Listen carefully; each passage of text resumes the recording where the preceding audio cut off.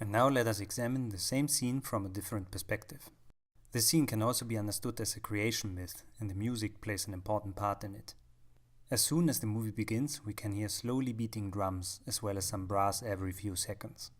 The slow beating of the drums is reminding us of a heartbeat, as if this Hyborian world is slowly merging into existence or awakening from its slumber. Notice how after the Nietzsche quote and a few of the opening credits, the screen is completely black for a while, as if we were in some place of nothingness like limbo or chaos. The screen stays black for a few seconds, but then we suddenly hear the voice of the wizard Akiro from the off, directly talking to us. It is like a deity is now speaking and creating this world we are about to experience.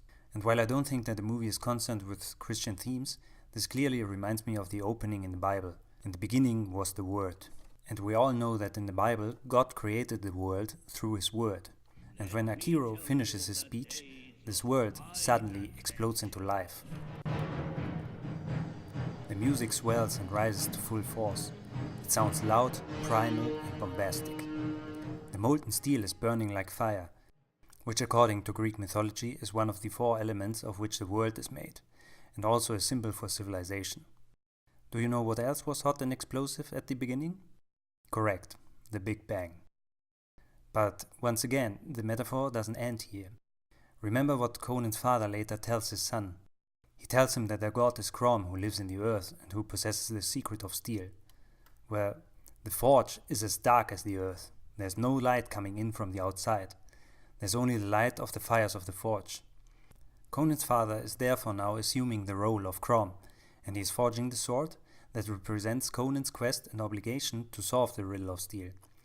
And later, when the sword is brought out in the open, this is reminiscent of when humans found the Riddle of Steel on a battlefield after giants had stolen it from Crom in the darkness of chaos, which would correspond to the darkness that we saw in the forge. And just in case that you don't believe me all of this, let me remind you that the music for this scene is named Anvil of Crom. There's one last interesting comparison that we can make before we move on.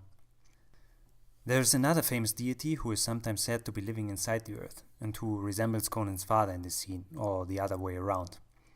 It is the Greek god Hephaestus, who has his forge inside a volcano, where he forges the weapons of the gods and heroes. And it was him who created the first woman, whose name is Pandora, as you might know. So, there it is again, the forge as a metaphor for creating life. Pandora is also linked with another interesting myth, which is that of Prometheus.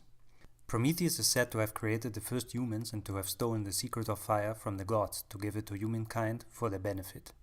And this clearly echoes the theft of the Riddle of Steel by the giants in the movie.